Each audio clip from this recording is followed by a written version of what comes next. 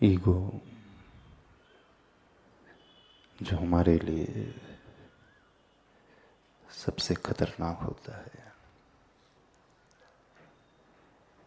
यही एक ऐसा भी बैरियर है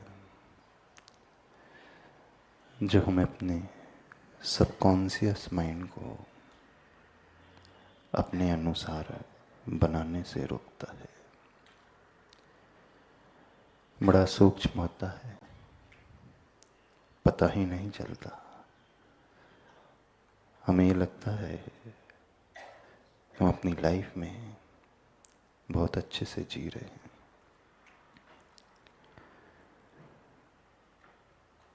जो हम चाहते हैं जब वो हमें नहीं मिलता है, तो सबसे इम्पोर्टेंट है अपने उस ईगो को एनालाइज करना,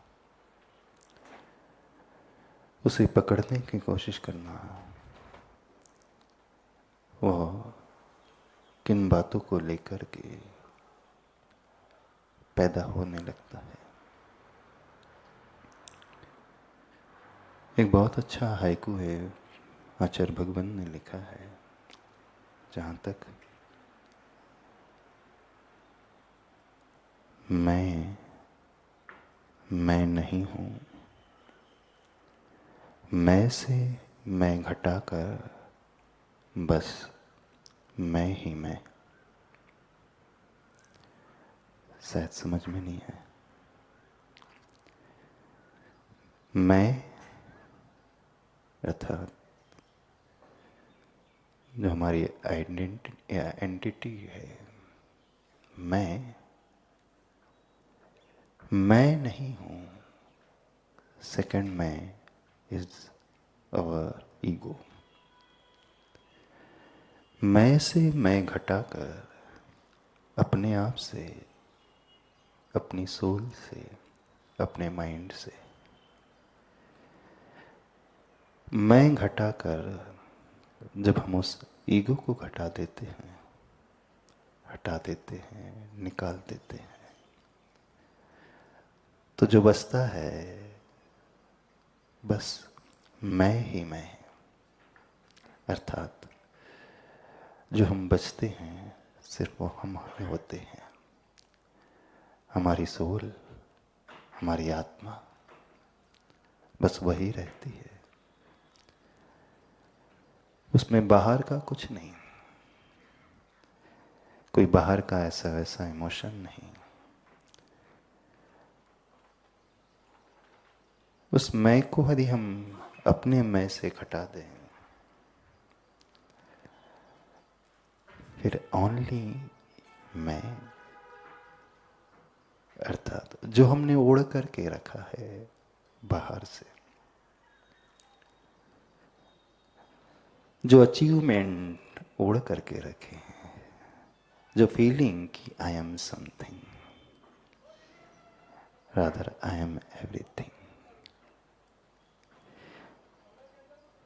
जो ये भाव कि मैं विशेष हूँ, मैं इम्पोर्टेंट हूँ, मैं बहुत महत्वपूर्ण हूँ, मैं बहुत हट करके हूँ, ये सबसे खतरनाक है।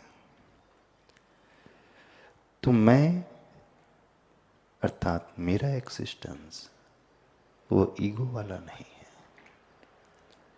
जब हम इस सोल से, अपने माइंड से उस ईगो को, उस मैं को हटा देंगे, तो जो बचेगा सिर्फ मेरा अपनापन, मेरे अलावा और कुछ नहीं।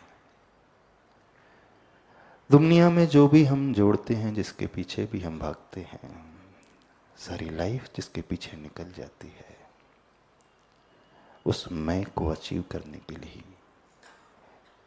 सारी प्रैक्टिस होती है, सारे एफर्ट्स होते हैं। उस मैं को ही प्रूव करने के लिए, उस ईगो को ही जस्टिफाई करने के लिए सारा प्रयास लाइफ टाइम चलते रहता है। और हर एक का जो मैं है वो उसकी उस मेंटलिटी पर डिपेंड करता है जो ज़्यादा कैपेबल नहीं होता है वो अपनी ही फैमिली में अपने आप को बहुत बड़ा मानता है। वो सोचता है सब मेरे अंडर में रहे, जैसा जैसा मैं कहूँ, जैसा जैसा मैं चाहूँ वैसा वैसा होता चले जाए। मैं सोचूं और वो सामने वाला उसे समझ करके एग्जीक्यूट कर दे। जो थोड़ा और कैपेबल होता है उसका प्रभाव कुछ अधिक लोगों पर होता है। तो अपनी फैमिली से निकल करके अपने फ्रेंड सर्कल में अपने आप को कुछ विशेष मानने की कोशिश करता है। वो लीडर होना चाहता है, थोड़ा और बड़ा कैपेबल हो जाता है, सोसाइटी में वो लीड करना चाहता है, अपनी कंपनी में लीड करना चाहता है। थोड़ी और उसकी सोच बढ़ती है, वो कारपोरेटर बनने की सोचता है, एमएलए होने की सोचता है, एमपी होने की सोचता है, मिनिस्टर होने की सोचता है, कैबिनेट मिनिस्टर होने की सोचता है, प्राइम मिनिस्टर होने की सोचता है, वर्ल्ड का टॉप मोस्ट लीडर होने की सोचता है। सबकी मेंटलिटी में वही मैं ही छिपा हुआ होता है। बच्चों का एक ग्रुप होता है, उन बच्चों के ग्रुप में एक बच्चा आगे बढ़ जाता है, कहता कि नहीं तुम मेरी मानो। वहीं से वो शुरुआत हो जाती है और लाइफ टाइम फिर उसी को जस्टिफाई करने में लगा रहता है। ऐसे ही है ना। तो जो व्यक्ति ये समझ लेता है कि मैं नहीं हूं, मैं हूं तो हूं, लेकिन उस मैं से अलग हट करके मैं हूं।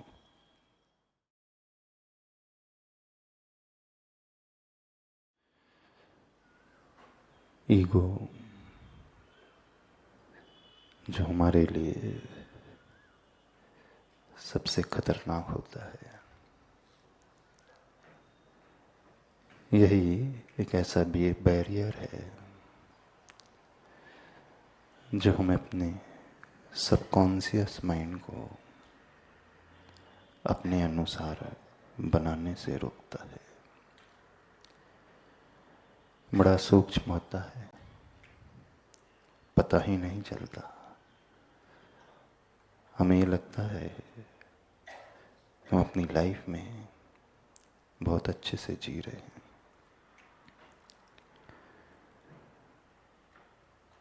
जो जो हम चाहते हैं जब वो हमें नहीं मिलता है तो सबसे इम्पोर्टेंट है अपने उस ईगो को एनालाइज करना, उसे पकड़ने की कोशिश करना। वो किन बातों को लेकर के पैदा होने लगता है। एक बहुत अच्छा हाइकू है, आचार्य भगवान ने लिखा है, जहाँ तक मैं नहीं हूँ, मैं से मैं घटाकर बस मैं ही मैं। शायद समझ में नहीं है। मैं अर्थात जो हमारी आइडेंटिटी या एंटिटी है, मैं नहीं हूँ। सेकंड मैं इज अवर ईगो। मैं से मैं घटाकर अपने आप से, अपनी सोल से, अपने माइंड से मैं घटाकर जब हम उस ईगो को घटा देते हैं, हटा देते हैं, निकाल देते हैं, तो जो बचता है बस मैं ही मैं। अर्थात जो हम बचते हैं सिर्फ वो हम होते हैं। हमारी सोल, हमारी आत्मा बस वही रहती है। उसमें बाहर का कुछ नहीं, कोई बाहर का ऐसा वैसा इमोशन नहीं। उस मैं को यदि हम अपने मैं से घटा दें, फिर ओनली मैं, अर्थात जो हमने ओढ़ करके रखा है बाहर से, जो अचीवमेंट ओढ़ करके रखे हैं, जो फीलिंग कि I am something, rather I am everything, जो ये भाव कि मैं विशेष हूं, मैं इंपॉर्टेंट हूं, मैं बहुत महत्वपूर्ण हूं, मैं बहुत हट करके हूं, ये सबसे खतरनाक है। तो मैं अर्थात मेरा एक्सिस्टेंस वो ईगो वाला नहीं है। जब हम इस सोल से, अपने माइंड से उस ईगो को, उस मैं को हटा देंगे, तो जो बचेगा सिर्फ मेरा अपनापन, मेरे अलावा और कुछ नहीं।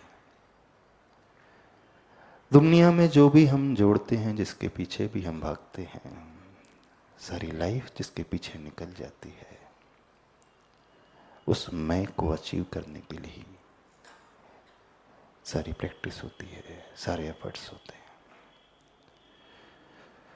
उस मैं को ही प्रूव करने के लिए, उस ईगो को ही जस्टिफाई करने के लिए सारा प्रयास लाइफ टाइम चलते रहता है।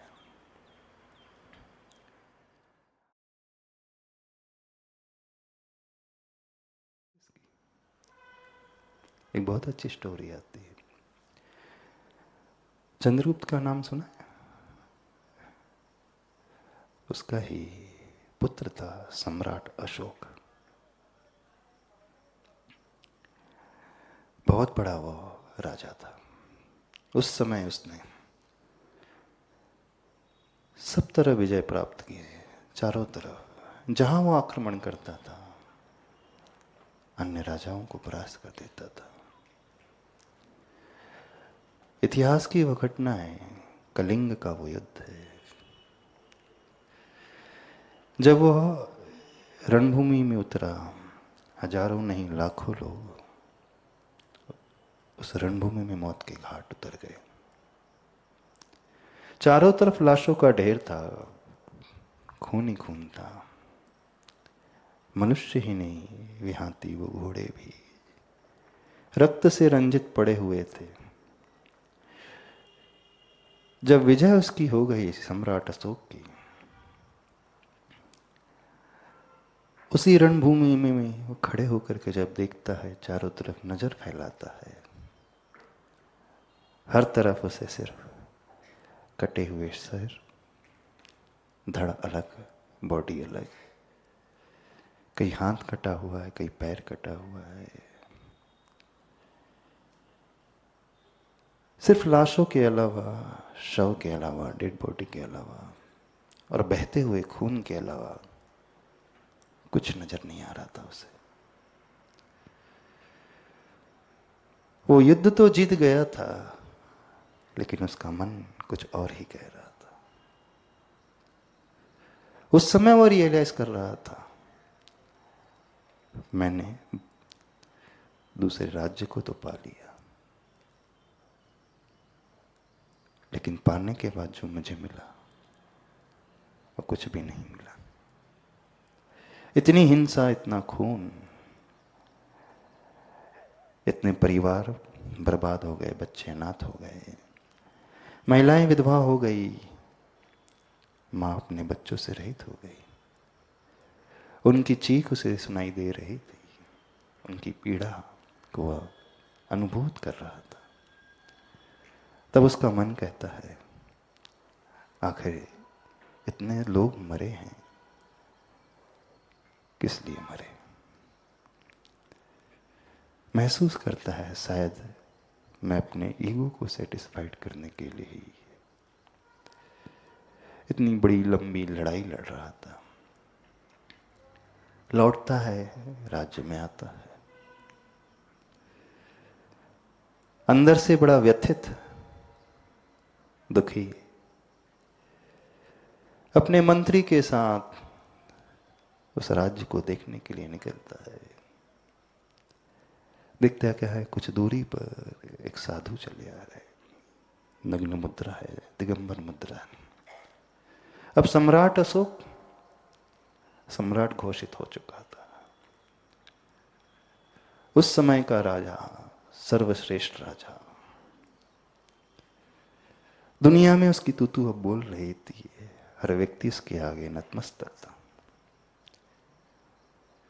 मंत्री बड़ा प्रसन्न था कि हमारा राजा जीत गया, अब हम बहुत बड़े हो गए।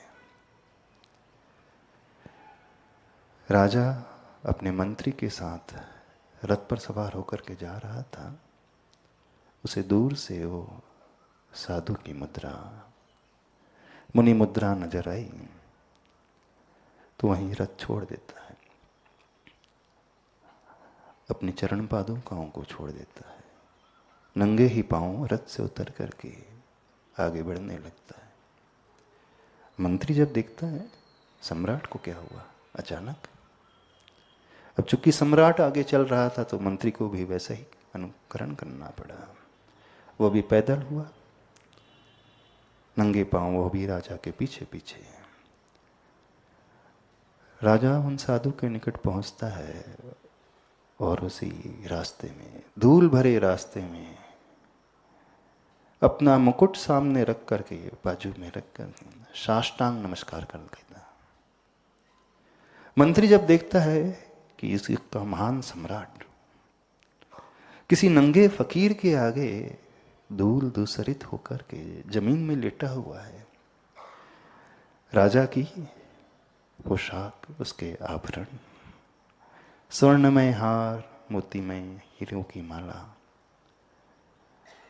एक तरफ इस भारत का अखंड सम्राट, अखंड भारत का सम्राट, और दूसरी तरफ एक ऐसा व्यक्ति जिसके तन पे एक वस्त्र का धागा भी नहीं, मलिन जिनका शरीर से दुर्गंध आ रही थी, कुछ भी नहीं था जिसके पास। उसके चरणों में हमारा सम्राट नतमस्तक ही नहीं हुआ, पूरा साष्टांग लेट गया। अब राजा ने नमस्कार किया तो मंत्री को भी झुकना ही पड़ा। साधु ने आशीर्वाद दिया और वे आगे बढ़ गए। साधु आगे बढ़ गए तो मंत्री राजन से पूछता है, राजन बात समझ में नहीं आई, आप इतने महान सम्राट, इतने महान राजा होकर के किसी नग्न फकीर के आगे आप अपने आप को झुका दिया, अपने माथे को झुका दिया, और ऐसा झुकाया कि न अपने कपड़ों की, न आभूषणों की चिंता की। धूल धूल हो गए आपके कपड़े। इतने बड़े सम्राट को ये शोभा नहीं देता जिसके चरणों में बड़े बड़े बड़े राजाओं के सिर झुकते हैं, वो किसी नग्न साधु के आगे झुक जाए। आप बहुत बेशकीमती हैं, आप राजन हैं, आप सबके चहेते हैं, सब आपको मानती है, आपके शौर्य को, पराक्रम को मानती है, आपकी वीरता को स्वीकार करती है। राजन ने सुना, उस समय कोई उत्तर नहीं दिया, लौट करके आए।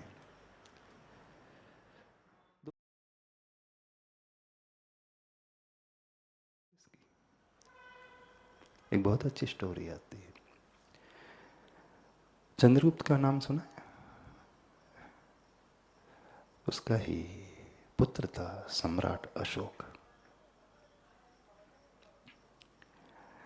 बहुत बड़ा वो राजा था। उस समय उसने सब तरह विजय प्राप्त किए, चारों तरफ जहां वो आक्रमण करता था अन्य राजाओं को परास्त कर देता था। इतिहास की वह घटना है, कलिंग का वो युद्ध है,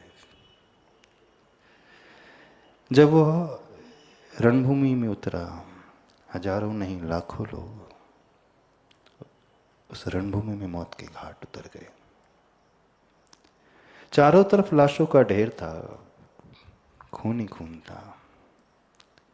मनुष्य ही नहीं, वे हाथी वो घोड़े भी रक्त से रंजित पड़े हुए थे। जब विजय उसकी हो गई, सम्राट अशोक की, उसी रणभूमि में वो खड़े होकर के जब देखता है, चारों तरफ नजर फैलाता है, हर तरफ उसे सिर्फ कटे हुए सर, धड़ अलग, बॉडी अलग, कहीं हाथ कटा हुआ है, कहीं पैर कटा हुआ है। सिर्फ लाशों के अलावा, शव के अलावा, डेड बॉडी के अलावा और बहते हुए खून के अलावा कुछ नजर नहीं आ रहा था उसे। वो युद्ध तो जीत गया था, लेकिन उसका मन कुछ और ही कह रहा था। उस समय वो रियलाइज कर रहा था, मैंने दूसरे राज्य को तो पा लिया,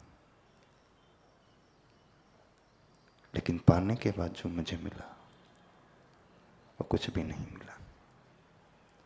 इतनी हिंसा, इतना खून, इतने परिवार बर्बाद हो गए, बच्चे अनाथ हो गए, महिलाएं विधवा हो गई, मां अपने बच्चों से रहित हो गई। उनकी चीख उसे सुनाई दे रही थी, उनकी पीड़ा को वह अनुभूत कर रहा था। तब उसका मन कहता है, आखिर इतने लोग मरे हैं, किस लिए मरे? महसूस करता है, शायद मैं अपने ईगो को सेटिस्फाइड करने के लिए ही इतनी बड़ी लंबी लड़ाई लड़ रहा था। लौटता है, राज्य में आता है, अंदर से बड़ा व्यथित, दुखी, अपने मंत्री के साथ उस राज्य को देखने के लिए निकलता है। दिखता क्या है, कुछ दूरी पर एक साधु चले आ रहे, नग्न मुद्रा है, दिगंबर मुद्रा। अब सम्राट अशोक सम्राट घोषित हो चुका था। उस समय का राजा, सर्वश्रेष्ठ राजा, दुनिया में उसकी तूतू अब बोल रही थी, हर व्यक्ति उसके आगे नतमस्तक था। मंत्री बड़ा प्रसन्न था कि हमारा राजा जीत गया, अब हम बहुत बड़े हो गए। राजा अपने मंत्री के साथ रथ पर सवार होकर के जा रहा था। उसे दूर से वो साधु की मुद्रा, मुनि मुद्रा नजर आई, तो वहीं रथ छोड़ देता है, अपनी चरण पादुकाओं को छोड़ देता है, नंगे ही पांव रथ से उतर करके आगे बढ़ने लगता है। मंत्री जब देखता है सम्राट को क्या हुआ अचानक, अब चूंकि सम्राट आगे चल रहा था तो मंत्री को भी वैसा ही अनुकरण करना पड़ा। वो भी पैदल हुआ, नंगे पांव, वो भी राजा के पीछे पीछे। राजा उन साधु के निकट पहुंचता है और उसी रास्ते में, धूल भरे रास्ते में, अपना मुकुट सामने रख करके, बाजू में रख कर साष्टांग नमस्कार कर देता।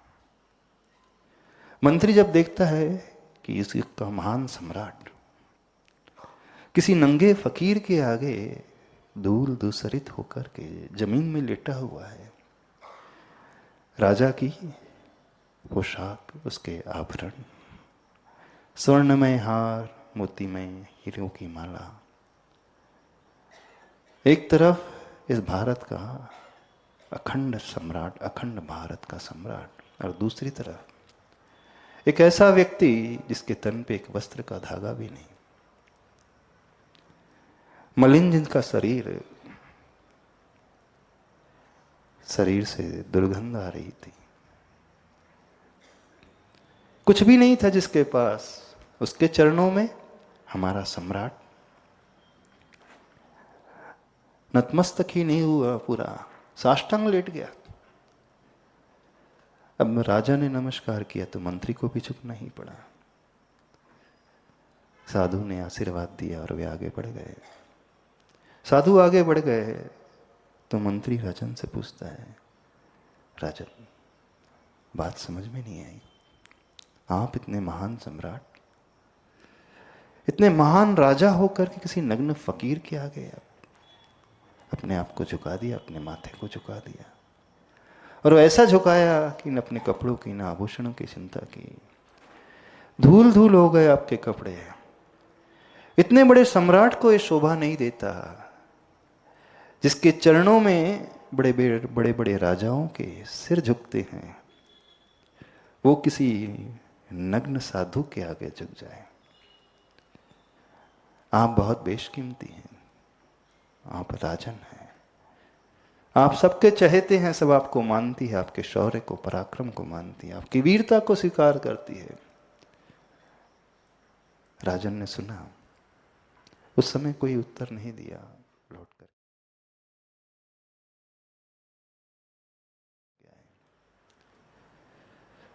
2 दिन के बाद राजा उस मंत्री को बुलाते हैं और एक संदूक देते हैं। बोले, मंत्री महोदय आज मैं तुमसे कुछ चाहता हूं। ये संदूक है, इस संदूक में कुछ ऐसी वस्तुएं रखी हैं और मेरा भाव है आप जाओ और इसे मार्केट में बेच करके आओ। संदूक खोलता है तो मंत्री अचंभित रह जाता है, क्योंकि इस संदूक में क्या था? एक बकरे का सिर था, दूसरा हिरण जो होता है, बारहसिंगा होता है, एक उसका सिर था, तीसरा एक टाइगर का सिर था, और चौथा एक लायन का सिर था, और 5वें नंबर में एक और चीज थी, और वो थी मनुष्य की खोपड़ी। अब राजन कहता है, आज तो मैं जाना है बाजार, मार्केट जाना है और इन सिरों को बेच करके आना है। मंत्री बड़ा आश्चर्यचकित, ये भी कोई कार्य हुआ? अब चूंकि राजन ने कहा है तो आज्ञा तो मानना ही होगा। संध्या काल के समय आकर के मुझे बताना है इन सिरों की कीमत तुम्हें कितनी मिलती है। मंत्री पहुंचता है बाजार में, बकरे का सिर दिखाता है, सींग सहित, बहुत अच्छा था। एक व्यक्ति उसे खरीद लेता अपने घर में लगाने के लिए, दूसरा व्यक्ति उस 12 सिंगे के सिर को खरीद लेता है, कुछ मुद्राएं देता है, तीसरा एक श्रेष्ठी आता है, देखता है टाइगर का सिर है, कुछ सैकड़ों स्वर्ण मुद्रा देकर करके उसे खरीद लेता है। एक और बड़ा सेठ आता, जब देखता है वो शेर है, लायन है, बब्बर शेर, जंगलों में मिलता है, लेकिन मेरा भाग्य है कि वह सिर मिल रहा है। 1000 स्वर्ण मुद्रा देख करके उस सिर को खरीद लेता है, अपने घर लेकर के जाता है। अब मंत्री कहता है, एक सिर बचा है और वो है मनुष्य का। वो सबको दिखा रहा है, लेकिन कोई उसे लेने की कोशिश ही नहीं कर रहा। लेने की कोशिश स्वर्ण मुद्राएं से तो बहुत दूर, दिख करके ही पीछे होने लगे। सवेरे से शाम तक इंतजार करता है मंत्री, कोई तो ऐसा मिले जो इसे खरीद ले, लेकिन कोई नहीं खरीदता। शाम को लौट करके आता है, राजा के पास पहुंचता है, अशोक के पास पहुंचता है। सम्राट पूछते हैं, क्यों मंत्री महोदय, कार्य हो गया? बोले, हाँ हो गया। बोले, क्या मिला? बोले, बकरी का सिर मैंने बेचा, उसमें 50 स्वर्ण मुद्राएं मुझे मिली। उस हिरण बारहसिंगा का सिर बेचा, 100 स्वर्ण मुद्राएं। टाइगर का सिर बेचा, 500 स्वर्ण मुद्राएं, और लायन की 1000 स्वर्ण मुद्राओं में बिका। अब सम्राट पूछते हैं, और भी कुछ? हाँ। बोले, वो मनुष्य का जो सिर था वो खोपड़ी थी।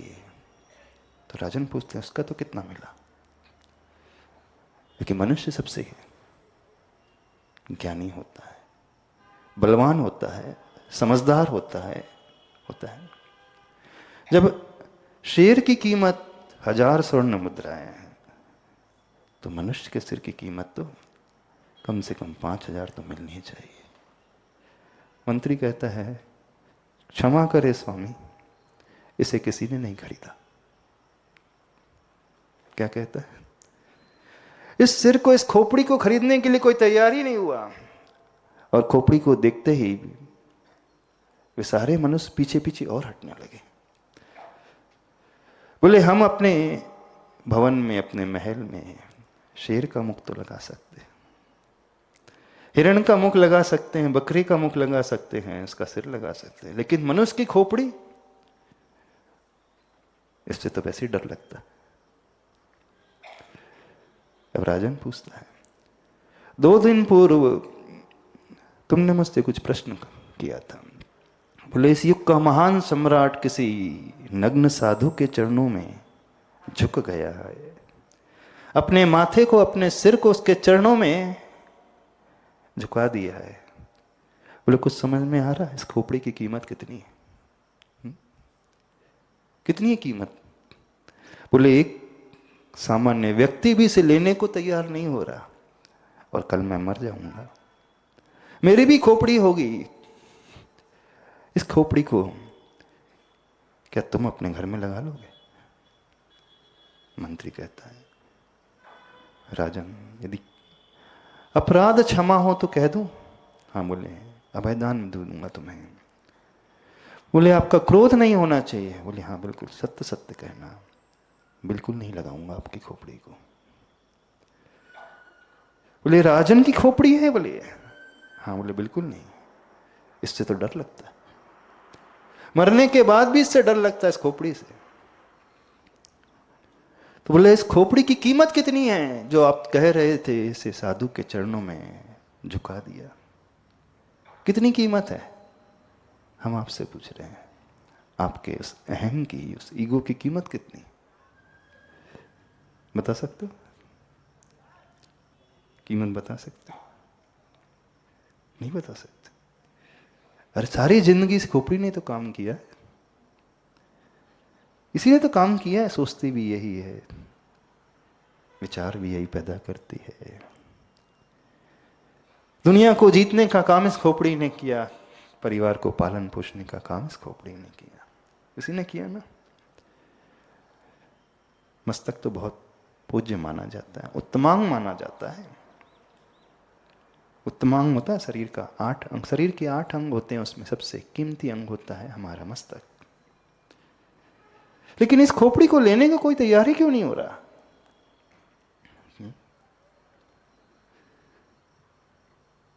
तो समझो इस बात की, इस खोपड़ी की कोई कीमत नहीं। खोपड़ी तो एग्जाम्पल हो गया। इस ईगो की कोई कीमत नहीं होती संसार में। हर व्यक्ति इससे दूर भागना चाहता है कि नहीं? आपके उस अहम को कौन पूजेगा, कौन मानेगा? बताओ, कोई मानता है?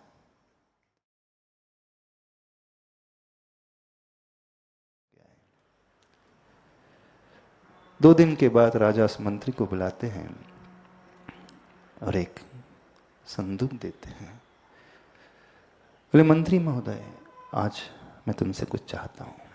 ये संदूक है, इस संदूक में कुछ ऐसी वस्तुएं रखी हैं और मेरा भाव है, आप जाओ और इसे मार्केट में बेच करके आओ। संदूक खोलता है तो मंत्री अचंभित रह जाता है, क्योंकि इस संदूक में क्या था? एक बकरे का सिर था, दूसरा हिरण जो होता है, बारहसिंगा होता है, एक उसका सिर था, तीसरा एक टाइगर का सिर था, और चौथा एक लायन का सिर था, और 5वें नंबर में एक और चीज थी, और वो थी मनुष्य की खोपड़ी। अब राजन कहता है आज तो मैं जाना है, बाजार मार्केट जाना है और इन सिरों को बेच करके आना है। मंत्री बड़ा आश्चर्यचकित, ये भी कोई कार्य हुआ?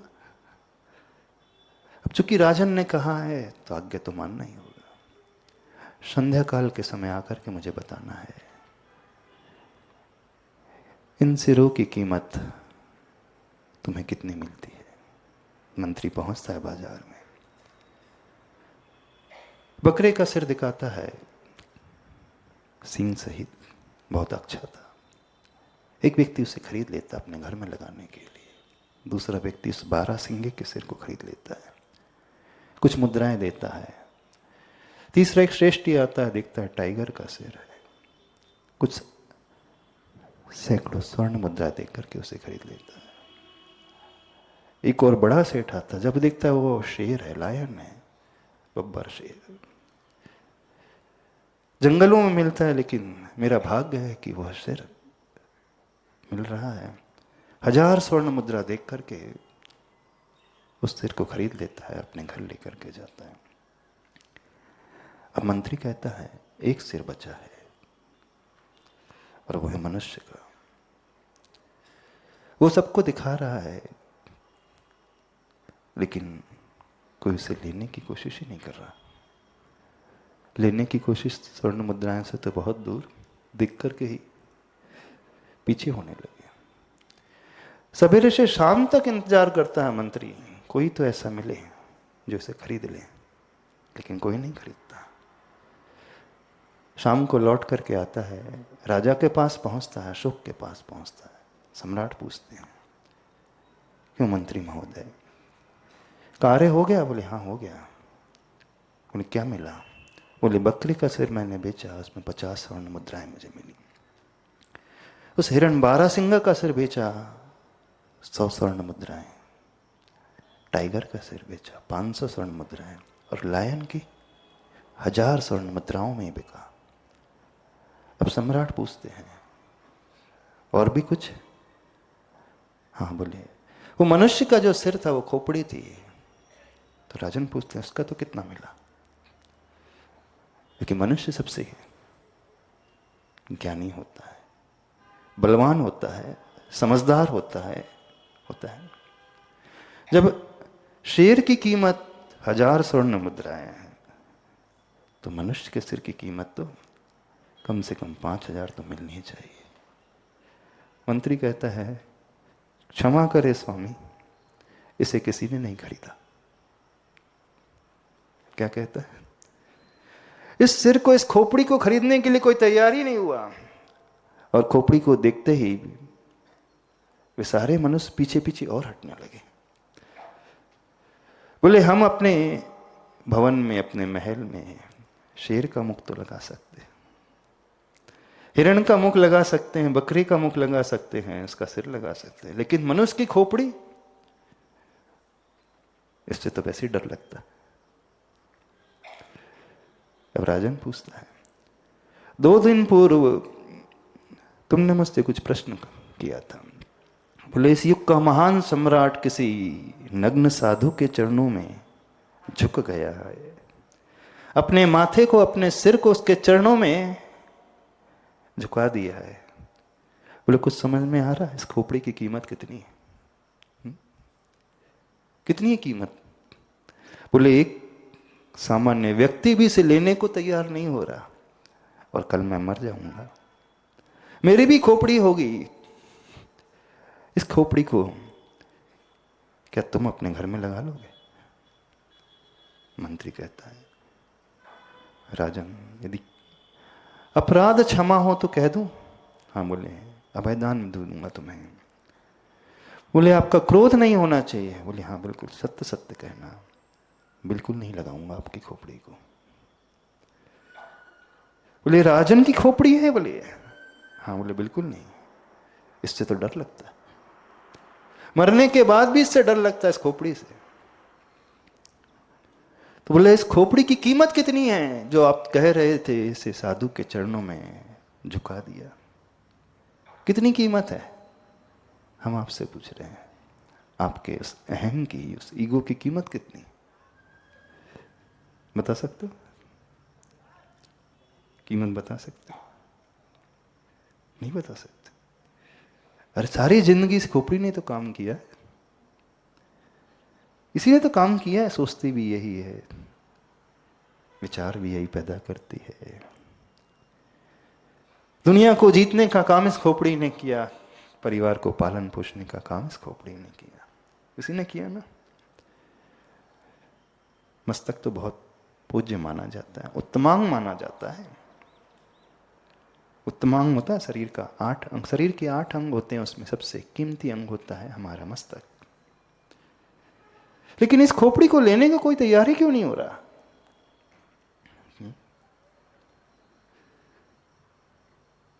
तो समझो इस बात की, इस खोपड़ी की कोई कीमत नहीं। खोपड़ी तो एग्जाम्पल हो गया। इस ईगो की कोई कीमत नहीं होती संसार में। हर व्यक्ति इससे दूर भागना चाहता।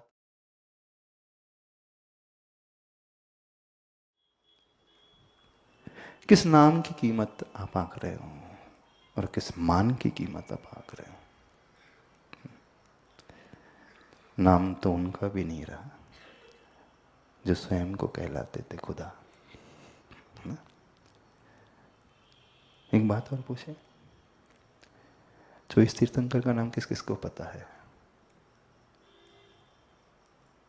Very good. बता सकते हो? बता सकते हो? कौन कौन बता सकता है? अच्छा, भूतकाल की भी 24 ही हुई है रितेश भैया? भूतकाल में भी 24 तीर्थंकर हुए हैं पंडित जी। नाम बता सकते? अरे तीर्थंकर हुए जिन्होंने अनेकों जीवों का कल्याण किया, उनसे बड़ा कोई नहीं था। आप बहुत पूजन करते हो, पूजा कराते हो, बहुत स्वाध्याय करते हो, शास्त्र पढ़ते हो ना? तीर्थंकर भगवान तो पूज्य हैं। पूज्य है कि नहीं है? सबसे बड़े पूज्य हैं। नमो हरिहंताणम जब कहते हैं, हम सबसे पहले उन तीर्थंकर को ही तो नमस्कार करते हैं, और किसे नमस्कार करते हैं? सिद्धों को हम बाद में नमस्कार करते हैं। जो तीर्थंकर हो चुके हैं तो सामान्य नहीं, उनसे बड़ा, उनसे विशेष, उनसे इंपॉर्टेंट कोई नहीं होता।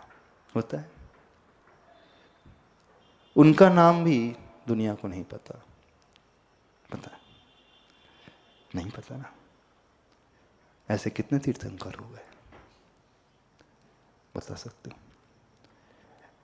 ऐसे कितनी 24 ही हो गई?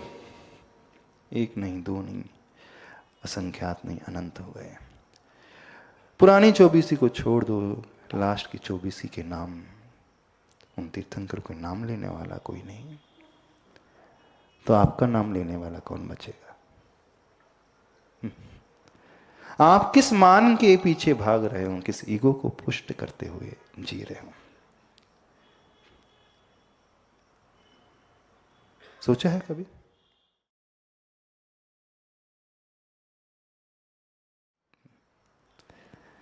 नाम तो उनका भी नहीं रहा जो स्वयं को कहलाते थे खुदा।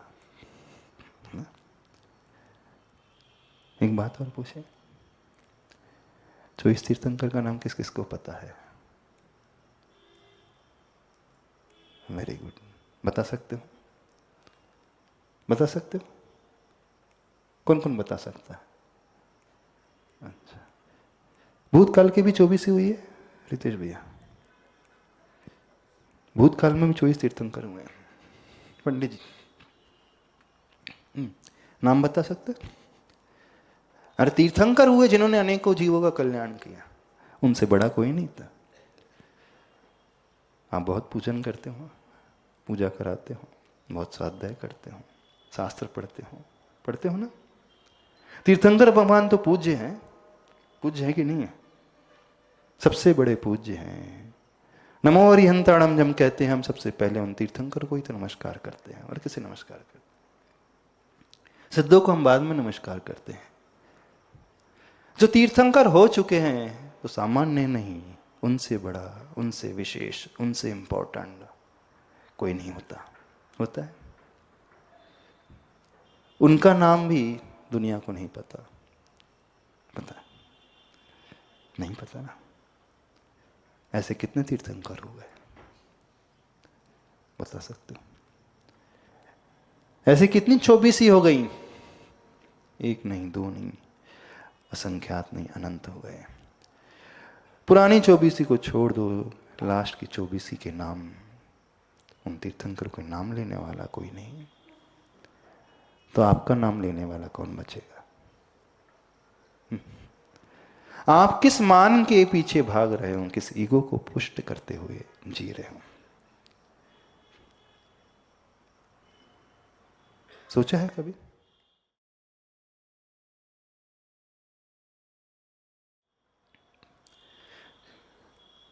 कल कोई व्यक्ति हमारे पास आया और कहा कि महाराज जी, सेशन को सुनकर के लगता तो है कि हम न जाने कहां जी रहे। वो ईगो के बारे में समझ में तो आ रहा है, लेकिन उस ईगो को जीतने का उपाय क्या है? How one should overcome his ego. आप लोग उस ईगो को जीतना का चाहते हो? क्योंकि बात यह समझ में आ रही, वो ईगो ही रूट कॉज है हमारे जीवन को विकल्पों से भरने में, दुखी बनाने के, परेशान बनाने का। जो मूल जड़ है वो ईगो है, अहम है हमारा सबका। उन्होंने पूछा अब इसका सॉल्यूशन क्या है? हमें समझ में तो आता है, यदि उस ईगो को हम जीतना चाहते हैं तो उसकी पहली स्टेप होती है, पहले हमारे माइंड में यह आना चाहिए कि इस ईगो की कोई वैल्यू नहीं है। आप ऊपर से कह रहे हैं मैं ईगो को जीतना चाहता हूं, लेकिन बैक ऑफ माइंड चल रहा है मेरा अहम बहुत कीमती है, मैं उसे छोड़ नहीं सकता। तो पहले माइंडसेट ये बननी है कि वो कचरा है। घर में झाड़ू लगाते हो आप लोग? हाँ, झाड़ू तो प्रतिदिन लगती, डेली लगती। जब दिवाली आती है घर की सफाई करते हो, सभी लोग करते हैं। साल भर का कचरा निकाल लेते हो घर से। उस साल भर के कचरे को जब आप निकाल करके फेंकते हैं तो कितनों को दुख होता है, पीड़ा होती है। जो साल भर से आपके घर में रह रहा था, आपके घर का एक हिस्सा बन करके रह रहा था, उसे फेंकते समय किसी को कष्ट होता है? नहीं होता। क्यों नहीं होता कष्ट? कौन बताएगा क्यों नहीं होता? जो आपके साथ रहा, आपके घर का हिस्सा बन करके रहा, उसे निकालने में कष्ट क्यों नहीं हो रहा? कष्ट होता है कि खुशी होती है? क्या होता है? खुशी होती है। खुशी क्यों होती है? खुशी व्यक्ति को सिर्फ इसलिए होती है क्योंकि वो समझता है जितना ये रहेगा उतनी ही गंदगी और बढ़ाएगा, पॉल्यूट और करेगा, निगेटिविटी और जनरेट करेगा। यदि मैं अपने आप को पॉजिटिविटी से बनना चाहता हूं, अपने घर को फ्रेश बनाना चाहता हूं, पॉजिटिव वाइब्रेशन लाना चाहता हूं, तो जितना जल्दी कचरा साफ हो वो उतना ही खुश होता है। और यदि उस कचरे को वैल्यूएबल मान ले तो वो कभी साफ नहीं करेगा। एक व्यक्ति को एक बहुत अच्छी अंगूठी मिली, ससुराल से मिली थी, दहेज में आई थी। उस अंगूठी को बहुत सहज करके लॉकर में रखता था। 40 वर्ष हो गए उस अंगूठी को सहज करके रखते हुए। जब भी कोई विशेष दिन आता, उसकी एनिवर्सरी आती, तो ही वो लॉकर से अंगूठी निकालता था, डायमंड की अंगूठी निकालता था, पहनता था। एक बार एनिवर्सरी का दिन था, वो अंगूठी बहुत वैल्यूबल पहना था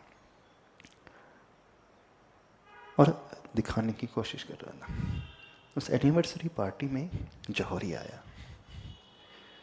उसने देखा इतना बड़ा सेट है, ये अंगूठी पहना। उसने पूछ लिया, बोले ये रिंग? हाँ, बोले ये रिंग बहुत कीमती है मेरी लाइफ में। बोले क्यों? बोले मुझे ससुराल से मिली है। बोले शुद्ध ओरिजिनल डायमंड की है। जौहरी था, देख कर के समझ गया ये ओरिजिनल डायमंड की नहीं है, ये डुप्लीकेट डायमंड है। तो धीरे से बता देता है, जिसे तुम ओरिजिनल डायमंड की समझ रहे हो, उससे पूछते कितनी वैल्यू होगी, लेकिन करोड़ों से ज़्यादा की वैल्यू है। 1000 रुपये भी कीमत नहीं मिलेगी। नहीं विश्वास है तो लैब में टेस्ट करा लो, पता चल जाएगा ये डायमंड है कि चमकता हुआ टुकड़ा है। उसका विश्वास लग गया, मैं ससुराल से मिली है, मैंने इसे हमेशा सहेज करके रखा है, लॉकर में रखा है, किसी को दिखाता नहीं हूं। अरे जौहरी कह रहा है ये डायमंड ही नहीं है, तो कांच का टुकड़ा है, डुप्लीकेट है, दिखने के लिए प्रेशियस है पर वो सेमी प्रेशियस स्टोन भी नहीं है। मन बड़ा उथल पुथल हो गया, चेक कराने पहुंच जाता है। जौहरी ने कहा है टेस्ट तो करा करके देखते हैं, मैं तो इसे बहुत कीमती मान रहा था। और जैसे ही टेस्ट रिपोर्ट आती है, रिपोर्ट कहती है डायमंड नहीं है, एक दूसरा आर्टिफिशियल स्टोन है। उसकी हालत खराब। बोले जिससे वर्षों से 40 वर्षों से मैं सहज करके लॉकर में रख रहा था, इसकी कोई कीमत ही नहीं है। अब क्या करेगा वो? अब भी उसे लॉकर में रखेगा? बताओ। अब वो लॉकर से तुरंत अलग कर देगा। अभी तक जो मान करके जी रहा था मैं ओरिजिनल डायमंड की रिंग कैरी कर रहा हूं, उसको प्रिजर्व कर रहा हूं, सिक्योरिटी से रख रहा हूं, पर पता चलते ही अब वो उसे अपने लॉकर से अलग कर देता है। यदि आप सही में ईगो को छोड़ना चाहते हो तो पहले अपने माइंडसेट को देखो, आपके माइंडसेट में उसकी वैल्यू कितनी है, कितनी वैल्यू आकी आपने। इसलिए सबसे पहले हमने आपसे पूछा, उस मैं को आप लेकर के जी रहे हो, उस मैं के लिए आप क्या क्या कर जाते हो। व्यक्ति उस मैं के पुष्टि के लिए हजारों लाखों को मौत के घाट उतार देता है। उस मैं की सिद्धि के लिए कुछ भी करने को उतारू हो जाता है। वो हमेशा पल पल मरते हुए जीता है, टेंशन में जीता है, विकल्पों में जीता है, एंजाइटी में जीता है, डर करके जीता है। व्यक्ति इसलिए उसे पकड़ करके रखा है, इसका माइंड कहता है ये बहुत वैल्यूएबल है ना।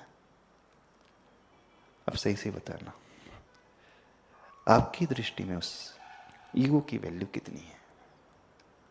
कोई बताएगा? कितनी मानते हो? चलो रितेश भाई आप ही बता दो, कितनी मानते हो?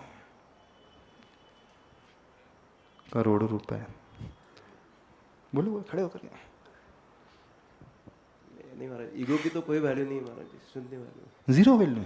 सही में कचरा है, कचरा है महाराज। तो कचरे को फिर रखते हो? नहीं महाराज, कोशिश तो यही रहती है महाराज, नहीं रखे। कोशिश क्यों रहती है? दिन में 3 बार झाड़ू लगती है, कचरे को तुरंत साफ करता है। हाँ, लेकिन माइंड में ये थॉट प्रोसेस में ये नहीं है अभी ये कचरा है। हर एक के माइंड में ये है कि ये बहुत कीमती है, मैं इसे कैसे छोड़ूं। हम कितना भी कहें, दुनिया कितना भी समझाए, आप उसे छोड़ ही नहीं पाओगे, क्योंकि आपने उस डुप्लीकेट डायमंड को ओरिजिनल डायमंड समझ करके रखा है। जब तक उसको आप जीरो वैल्यू वाला नहीं मानोगे, आप पुरुषार्थ ही नहीं करोगे, अपने से निकाल ही नहीं सकते।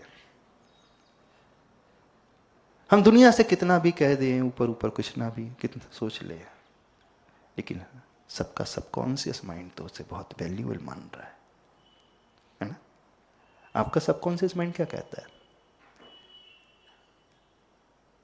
मैं क्यों झुकूं।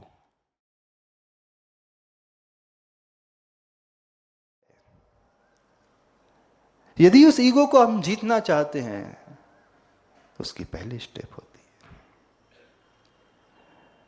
पहले हमारे माइंड में यह आना चाहिए कि इस ईगो की कोई वैल्यू नहीं है। आप ऊपर से कह रहे हैं मैं ईगो को जीतना चाहता हूं, लेकिन बैक ऑफ माइंड चल रहा है मेरा अहम बहुत कीमती है, मैं उसे छोड़ नहीं सकता। तो पहले माइंडसेट ये बननी है कि वो कचरा है। घर में झाड़ू लगाते हो आप लोग? हाँ, झाड़ू तो प्रतिदिन लगती, डेली लगती। जब दिवाली आती है घर की सफाई करते हो, सभी लोग करते हैं। साल भर का कचरा निकाल लेते हो घर से। उस साल भर के कचरे को जब आप निकाल करके फेंकते हैं तो कितनों को दुख होता है, पीड़ा होती है। जो साल भर से आपके घर में रह रहा था, आपके घर का एक हिस्सा बन करके रह रहा था, उसे फेंकते समय किसी को कष्ट होता है? नहीं होता। क्यों नहीं होता कष्ट? कौन बताएगा क्यों नहीं होता? जो आपके साथ रहा, आपके घर का हिस्सा बन करके रहा, उसे निकालने में कष्ट क्यों नहीं हो रहा? कष्ट होता है कि खुशी होती है? क्या होता है? खुशी होती है। खुशी क्यों होती है? खुशी व्यक्ति को सिर्फ इसलिए होती है क्योंकि वो समझता है जितना ये रहेगा उतनी ही गंदगी और बढ़ाएगा, पॉल्यूट और करेगा, निगेटिविटी और जनरेट करेगा। यदि मैं अपने आप को पॉजिटिविटी से बनना चाहता हूँ, अपने घर को फ्रेश बनाना चाहता हूँ, पॉजिटिव वाइब्रेशन लाना चाहता हूँ, तो जितना जल्दी कचरा साफ हो वो उतना ही खुश होता है। और यदि उस कचरे को वैल्यूएबल मान ले तो वो कभी साफ नहीं करेगा। एक व्यक्ति को एक बहुत अच्छी अंगूठी मिली, ससुराल से मिली थी, दहेज में आई थी। वो सर अंगूठी को बहुत सहज करके लॉकर में रखता था। 40 वर्ष हो गए उस अंगूठी को सहज करके रखते हुए। जब भी कोई विशेष दिन आता, उसकी एनिवर्सरी आती, तो ही वो लॉकर से अंगूठी निकालता था, डायमंड की अंगूठी निकालता था, पहनता था। एक बार एनिवर्सरी का दिन था, वो अंगूठी बहुत वैल्यूबल पहना था और दिखाने की कोशिश कर रहा था। उस एनिवर्सरी पार्टी में जौहरी आया। उसने देखा इतना बड़ा सेट है, ये अंगूठी पहना। उसने पूछ लिया, बोले ये रिंग? हाँ, बोले ये रिंग बहुत कीमती है मेरी लाइफ में। बोले क्यों? बोले मुझे ससुराल से मिली है। बोले शुद्ध ओरिजिनल डायमंड की है। जौहरी था, देख कर के समझ गया ये ओरिजिनल डायमंड की नहीं है, ये डुप्लीकेट डायमंड है। तो धीरे से बता देता है, जिसे तुम ओरिजिनल डायमंड की समझ रहे हो, उससे पूछता है कितनी वैल्यू होगी? बोले करोड़ों से ज़्यादा की वैल्यू है, 1000 रुपये भी कीमत नहीं मिलेगी। नहीं विश्वास है तो लैब में टेस्ट करा लो, पता चल जाएगा ये डायमंड है कि चमकता हुआ टुकड़ा है। उसका विश्वास लग गया, मैं ससुराल से मिली है, मैंने इसे हमेशा सहज करके रखा है, लॉकर में रखा है, किसी को दिखाता नहीं हूं। और ये जौहरी कह रहा है ये डायमंड ही नहीं है, तो कांच का टुकड़ा है, डुप्लीकेट है, दिखने के लिए प्रेशियस है पर वो सेमी प्रेशियस स्टोन भी नहीं है। मन बड़ा उथल पुथल हो गया, चेक कराने पहुंच जाता है। जौहरी ने कहा है टेस्ट तो करा करके देखते हैं, मैं तो इसे बहुत कीमती मान रहा था। और जैसे ही टेस्ट रिपोर्ट आती है, रिपोर्ट कहती है डायमंड नहीं है, एक दूसरा आर्टिफिशियल स्टोन है। उसकी हालत खराब। बोले जिसे वर्षों से 40 वर्षों से मैं सहज करके लॉकर में रख रहा था, इसकी कोई कीमत ही नहीं है। अब क्या करेगा वो? अब भी उसे लॉकर में रखेगा? बताओ। अब वो लॉकर से तुरंत अलग कर देगा। अभी तक जो मान करके जी रहा था मैं ओरिजिनल डायमंड की रिंग कैरी कर रहा हूं, उसको प्रिजर्व कर रहा हूं, सिक्योरिटी से रख रहा हूं, पर पता चलते ही अब वो उसे अपने लॉकर से अलग कर देता है। यदि आप सही में ईगो को छोड़ना चाहते हो तो पहले अपने माइंडसेट को देखो। आपके माइंडसेट में उसकी वैल्यू कितनी है, कितनी वैल्यू आकी है आपने। इसलिए सबसे पहले हमने आपसे पूछा, उस मैं को आप लेकर के जी रहे हो, उस मैं के लिए आप क्या क्या कर जाते हो। व्यक्ति उस मैं के पुष्टि के लिए हजारों लाखों को मौत के घाट उतार देता है। उस मैं की सिद्धि के लिए कुछ भी करने को उतारू हो जाता है। वो हमेशा पल पल मरते हुए जीता है, टेंशन में जीता है, विकल्पों में जीता है, एंजाइटी में जीता है, डर करके जीता है। व्यक्ति इसलिए उसे पकड़ करके रखा है, इसका माइंड कहता है ये बहुत वैल्यूएबल है ना। अब सही से बताना, आपकी दृष्टि में उस ईगो की वैल्यू कितनी है? कोई बताएगा? कितनी मानते हो? चलो रितेश भाई आप ही बता दो, कितनी मानते हो? करोड़ों रुपए? बोलो बोलो, खड़े होकर के। नहीं महाराज, ईगो की तो कोई वैल्यू नहीं महाराज जी, शून्य वैल्यू। Zero value? सही में कचरा है? कचरा है महाराज। तो कचरे को फिर रखते हो?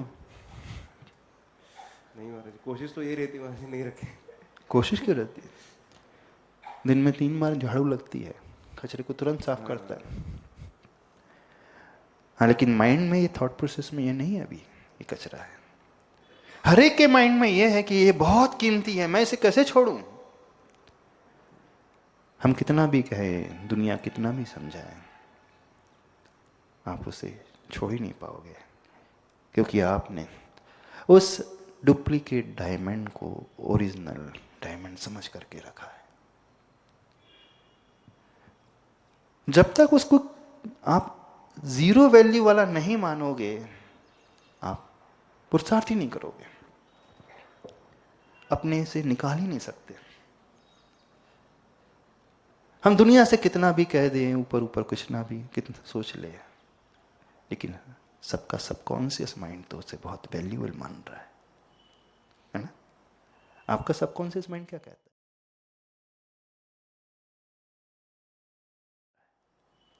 है ना? आपका सबकॉन्शियस माइंड क्या कहता है? मैं क्यों झुकूं?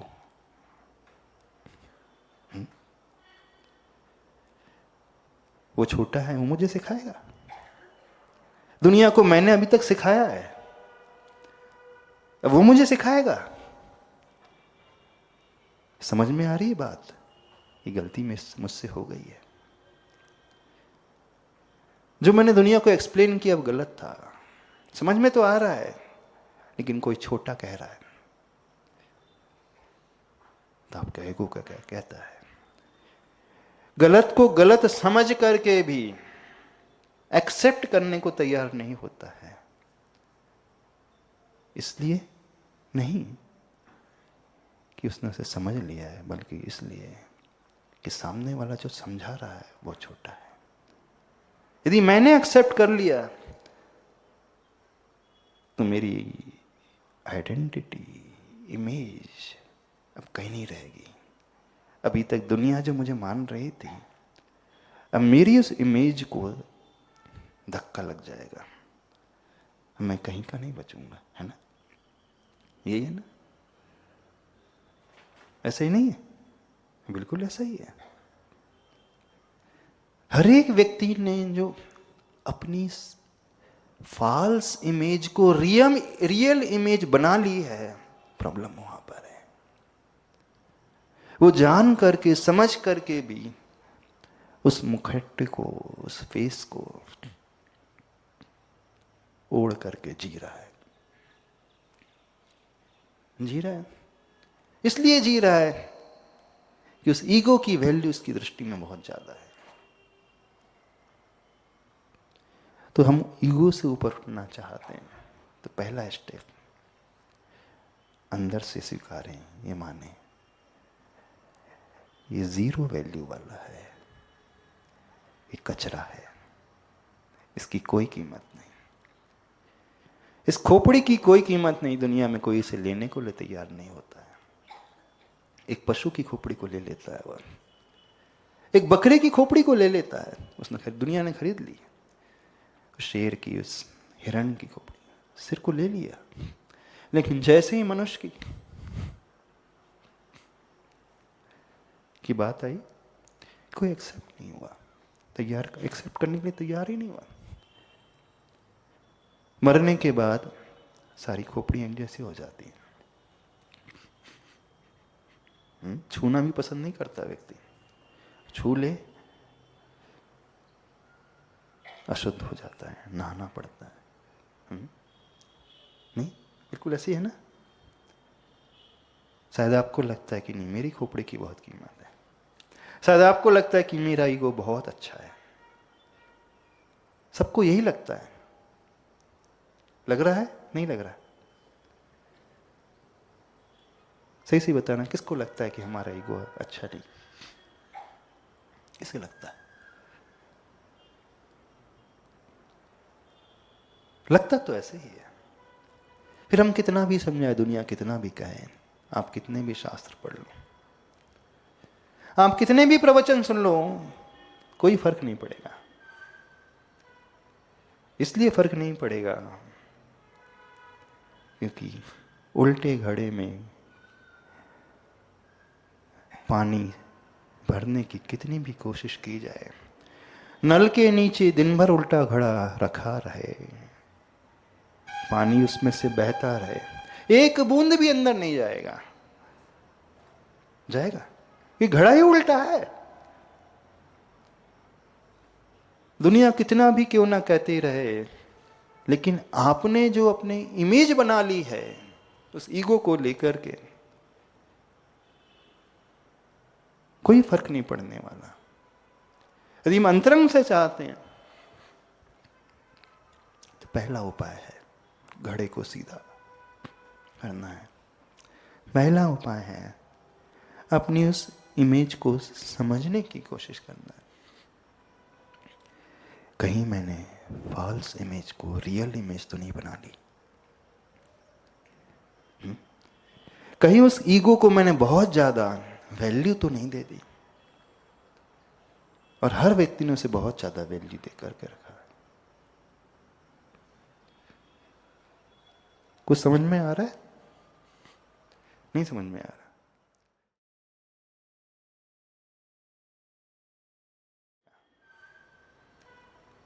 इसलिए फर्क नहीं पड़ेगा क्योंकि उल्टे घड़े में पानी भरने की कितनी भी कोशिश की जाए, नल के नीचे दिन भर उल्टा घड़ा रखा रहे, पानी उसमें से बहता रहे, एक बूंद भी अंदर नहीं जाएगा। जाएगा? ये घड़ा ही उल्टा है। दुनिया कितना भी क्यों ना कहती रहे, लेकिन आपने जो अपने इमेज बना ली है, उस ईगो को लेकर के कोई फर्क नहीं पड़ने वाला। यदि हम अंतरंग से चाहते हैं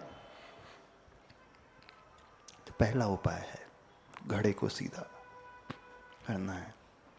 पहला उपाय है अपनी उस इमेज को समझने की कोशिश करना है। कहीं मैंने फॉल्स इमेज को रियल इमेज तो नहीं बना ली? कहीं उस ईगो को मैंने बहुत ज्यादा वैल्यू तो नहीं दे दी? और हर व्यक्ति ने उसे बहुत ज्यादा वैल्यू देकर के रखा है। कुछ समझ में आ रहा है? नहीं समझ में आ रहा?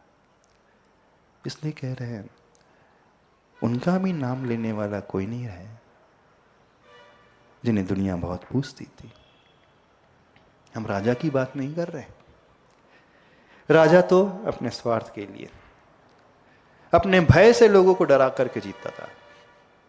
दुनिया तभी तक नाम लेती थी जब तक उसका भय था। मरने के बाद भय चला गया, कौन नाम लेगा?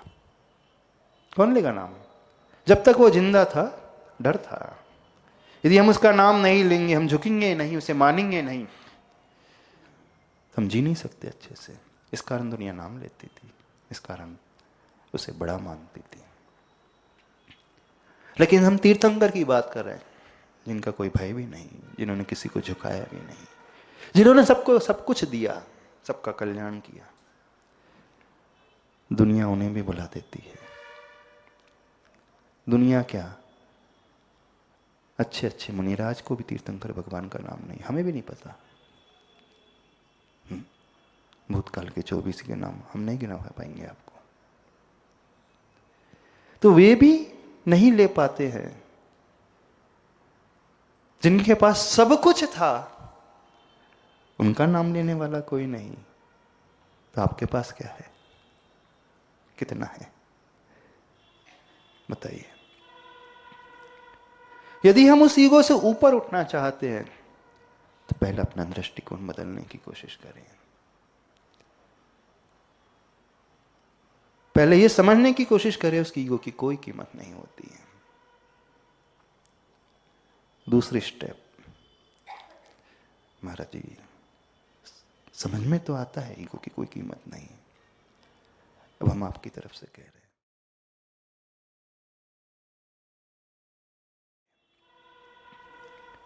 यदि हम उस ईगो से ऊपर उठना चाहते हैं तो पहले अपना दृष्टिकोण बदलने की कोशिश करें।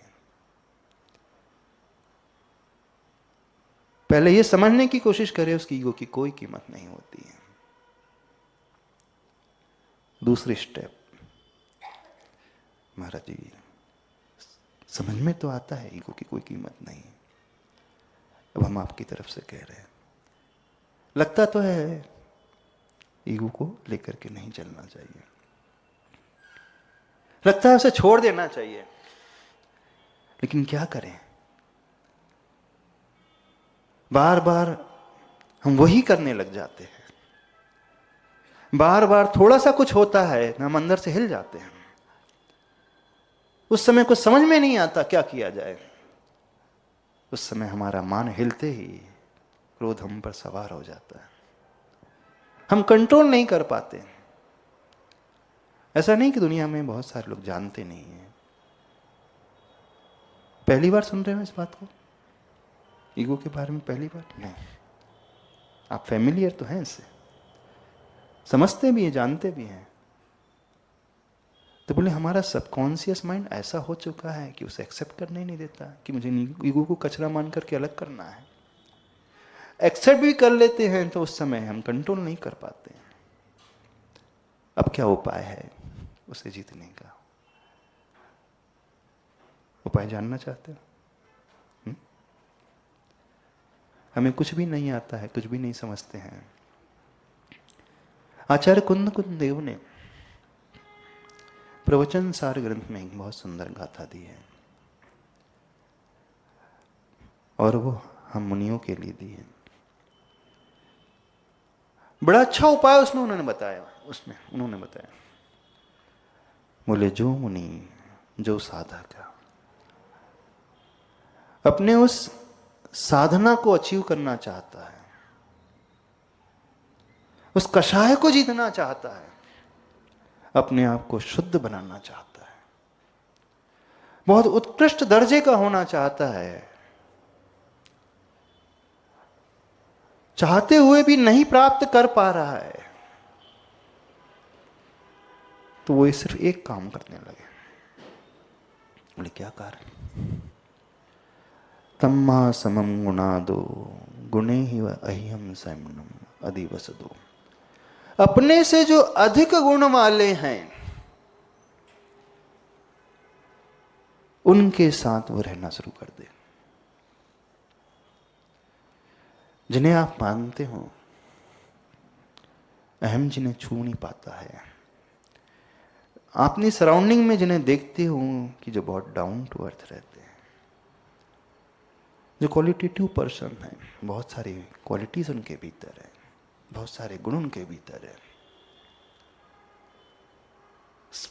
हमें लगता है कि हमारी सराउंडिंग में, हमारी सोसाइटी में उनसे अच्छा कोई नहीं है, और इतना होते हुए भी जो बहुत डाउन टू अर्थ रहता है, बस उसके इर्द गिर्द रहना शुरू कर दो। उसके साथ उठना बैठना शुरू कर दो, उसे देखना शुरू कर दो, वो क्या करता है, कैसे करता है, वो क्या चर्या करता है, किस प्रकार की साधना करता है, किस प्रकार से जीवन जीता है, किस प्रकार से वो अध्ययन करता है, किस प्रकार से दूसरों से वो बिहेव करता है। तो हम उनके साथ रहते रहते, उन्हें देखते देखते धीरे धीरे अपने आप सीखते चले जाएंगे। क्योंकि हमारा माइंड ऐसा है, जैसे उसे संगति मिलती है तो उससे प्रभावित होने लगता है। जैसे सराउंडिंग में लोग रहते हैं वो वैसा होने लगता है। मूर्ख भी विद्वानों के साथ रहते रहते दुनिया की दृष्टि में विद्वान माना जाने लगता है ना। और एक सदाचारी शराबियों के बीच में रहते रहते दुनिया की नजरों में शराबी माने जाने लगेगा। एक अच्छे कैरेक्टर वाला उस फ्रेंड सर्कल में रह रहा है जहां उन फ्रेंड्स का कैरेक्टर अच्छा नहीं है, भले उसका आचरण अच्छा है पर उनका नहीं, अन्यों का। सोसाइटी उसे उसी दृष्टि से देखेगी, देखेगी ना, न केवल देखेगी,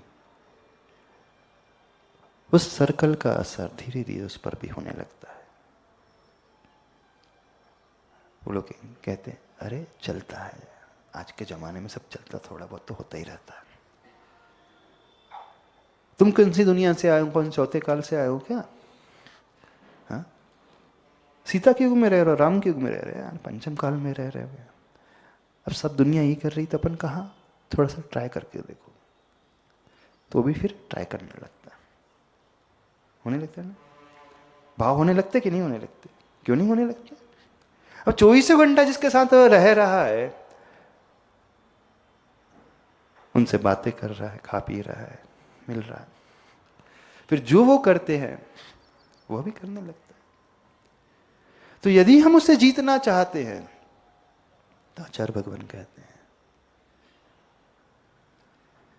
जिन्होंने उसे जीत लिया है हम उन्हें देखना शुरू कर दें, उन्हें अपना रोल मॉडल मानना शुरू कर दें, उनके साथ हम रहना शुरू कर दें। चमत्कार आप देखोगे, धीरे धीरे आपका एटीट्यूड बदलने लगेगा। कुछ समझ में आ रहा है? यही साइकोलॉजी छिपी है। आप लोगों से क्यों कहा जाता है प्रतिदिन भगवान के पास जाया करो? क्यों कहा जाता है प्रतिदिन प्रभु के दर्शन किया करो? क्यों कहा जाता है कि प्रभु की पूजा किया करो? क्यों कहा जाता है थोड़ी देर वहां बैठा करो? मनोविज्ञान उसका सिर्फ यही है। इस मनोविज्ञान को समझने की कोशिश करो। हमें सिर्फ इसलिए कहा जाता है, जैसे उन महापुरुषों की संगति में हम पहुंचते हैं धीरे धीरे हमारा मन भी बदलने लगता है। दूसरी स्टेप अपने जीवन,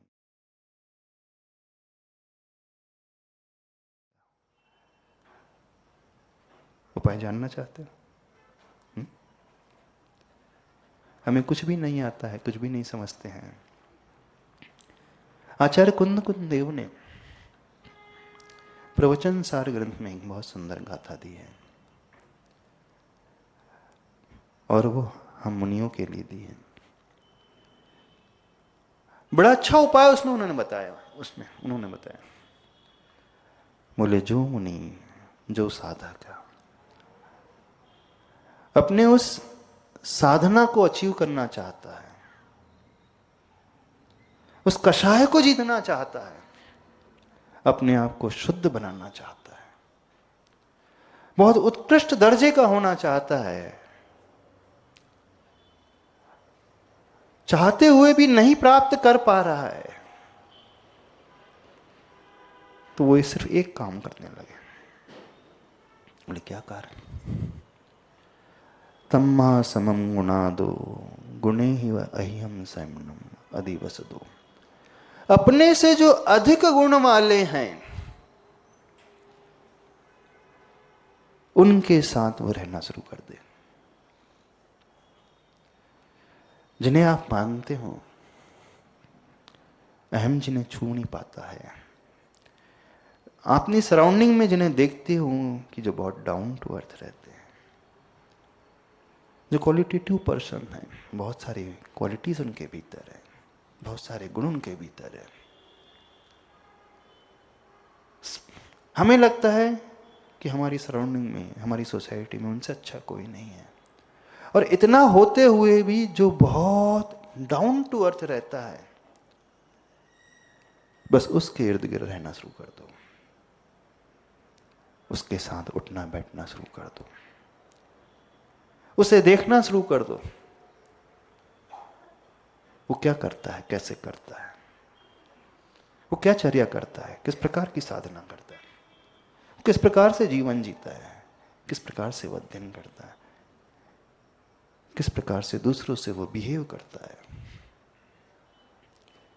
तो हम उनके साथ रहते रहते, उन्हें देखते देखते धीरे धीरे अपने आप सीखते चले जाएंगे। क्योंकि हमारा माइंड ऐसा है, जैसे उसे संगति मिलती है तो उससे प्रभावित होने लगता है। जैसे सराउंडिंग में लोग रहते हैं वो वैसा होने लगता है। मूर्ख भी विद्वानों के साथ रहते रहते दुनिया की दृष्टि में विद्वान माना जाने लगता है ना? और एक सदाचारी शराबियों के बीच में रहते रहते दुनिया की नजरों में शराबी माने जाने लगेगा। एक अच्छे कैरेक्टर वाला उस फ्रेंड सर्कल में रह रहा है जहां उन फ्रेंड्स का कैरेक्टर अच्छा नहीं है, भले उसका आचरण अच्छा है पर उनका नहीं, अन्यों का। सोसाइटी उसे उसी दृष्टि से देखेगी, देखेगी ना? न केवल देखेगी, उस सर्कल का असर धीरे धीरे उस पर भी होने लगता है। वो लोग कहते हैं अरे चलता है, आज के जमाने में सब चलता, थोड़ा बहुत तो होता ही रहता है। तुम कौन सी दुनिया से आए हो, कौन चौथे काल से आए हो क्या? हाँ, सीता के युग में रह रहे हो, राम के युग में रह रहे हैं, पंचम काल में रह रहे हो। अब सब दुनिया यही कर रही, तो अपन कहाँ थोड़ा सा ट्राई करके देखो, तो भी फिर ट्राई करने लगता है, होने लगता है ना? भाव होने लगते कि नहीं होने लगते? क्यों नहीं होने लगते? अब 24 घंटा जिसके साथ रह रहा है, उनसे बातें कर रहा है, खा पी रहा है, मिल रहा है, फिर जो वो करते हैं वो भी करने लगता है। तो यदि हम उसे जीतना चाहते हैं तो आचार्य भगवान कहते हैं जिन्होंने उसे जीत लिया है हम उन्हें देखना शुरू कर दें, उन्हें अपना रोल मॉडल मानना शुरू कर दें, उनके साथ हम रहना शुरू कर दें। चमत्कार आप देखोगे, धीरे धीरे आपका एटीट्यूड बदलने लगेगा। कुछ समझ में आ रहा है? यही साइकोलॉजी छिपी है। आप लोगों से क्यों कहा जाता है प्रतिदिन भगवान के पास जाया करो? क्यों कहा जाता है प्रतिदिन प्रभु के दर्शन किया करो? क्यों कहा जाता है कि प्रभु की पूजा किया करो? क्यों कहा जाता है थोड़ी देर वहां बैठा करो? मनोविज्ञान उसका सिर्फ यही है। इस मनोविज्ञान को समझने की कोशिश करो। हमें सिर्फ इसलिए कहा जाता है,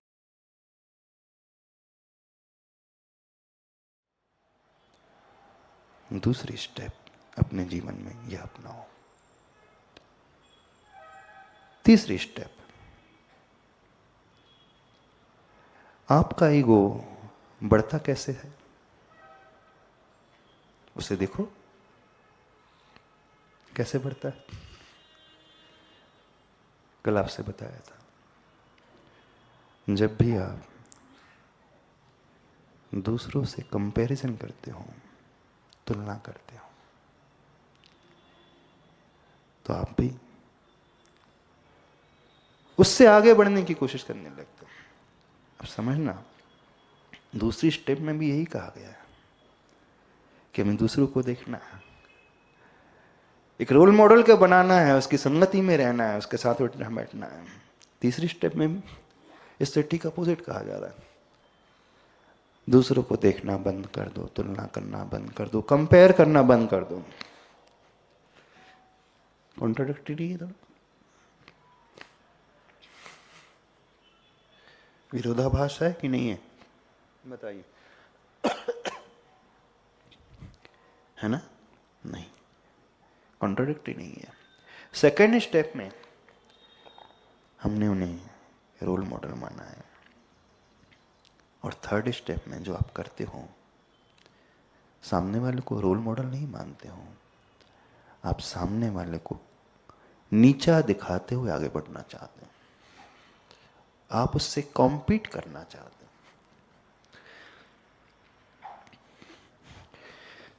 कल हमने बात कही थी कंपेयर नहीं करना चाहिए। एक व्यक्ति हमारे पास आता है, बोले महाराज जी हम दूसरों को नहीं देखेंगे तो हम आगे कैसे बढ़ेंगे। जिंदगी में आगे बढ़ने के लिए दूसरों को देखना तो बहुत जरूरी होता है, बात तो सही है। यदि हम दूसरों को देख करके कुछ सोचेंगे नहीं तो हमें मोटिवेशन कैसे मिलेगा, प्रेरणा कैसे मिलेगी। हाँ, दूसरों को देखना है, लेकिन मोटिवेशन के लिए, प्रेरणा के लिए, इंस्पायर होने के लिए दूसरों को देखना है, लेकिन कॉम्पीट करने के लिए दूसरे को नहीं देखना। उससे हम कंपैरिजन करना जो बैठ जाते हैं, वो आगे बढ़ गया। अब मुझे उसको पीछे छोड़ करके आगे बढ़ना है, उससे आगे निकलना है। ईगो जो आपको दुखी क्यों कर रहा था, उसके पास मुझसे ज्यादा पैसा क्यों वो है, ज्यादा फैसिलिटीज कैसे हैं, वो ज्यादा सुखी क्यों है। तो आप उसके सुख से, उसके परेशानी, उसके फैसिलिटीज से, उसके पैसों से नहीं दुखी हो रहे हैं। मेन व्यक्ति जो परेशान होता है, उसे देख करके वो स्वयं को हीन मानने लगता है। उसका जो परसेप्शन है वो हो जाता है, अपने ही परसेप्शन से परेशान होता है, वो उस मानसिकता से परेशान होता है, दूसरों को देख करके जो इसने अपने माइंड में सेल्फ इमेज बना करके रखी है कि मैं बहुत बड़ा हूं, मैं बहुत अच्छा हूं, उसे धक्का लगता है। तो वो अपने आप को हीन महसूस करने लगता है, इन्फीरियर महसूस करने लगता है। इस कारण वो अपनी उस नेगेटिव मानसिकता से परेशान है, न कि दूसरों के पैसे को देख करके परेशान नहीं आता, मैं उससे पीछे क्यों हूं, इस मानसिकता से परेशान है। तो आप दूसरों को कंपेयर करने के लिए देखते हो, तो बी अवेयर, सावधान, खतरनाक, खतरा है बहुत बड़ा। आपको कंपैरिजन नहीं करना है, आपको सिर्फ उससे इंस्पिरेशन लेना है। जो कैपेबल है, अच्छा है, उसकी संगति में रहना है, लेकिन मोटिवेशन हमें मिले हुए, एक प्रोत्साहन हमें मिले, एक प्रेरणा हमें मिले। तीसरी स्टेप क्या है, कंपैरिजन नहीं करना है। समझ में आ रहा है? नहीं समझ में आ रहा? इसके बाद और भी है।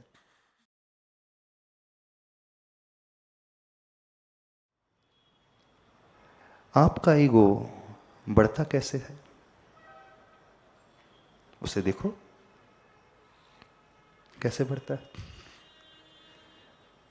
कल आपसे बताया था, जब भी आप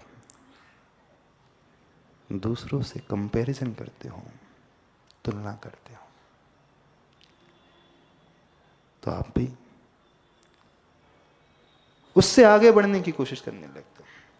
अब समझना, दूसरी स्टेप में भी यही कहा गया है कि हमें दूसरों को देखना है, एक रोल मॉडल को बनाना है, उसकी संगति में रहना है, उसके साथ उठना बैठना है।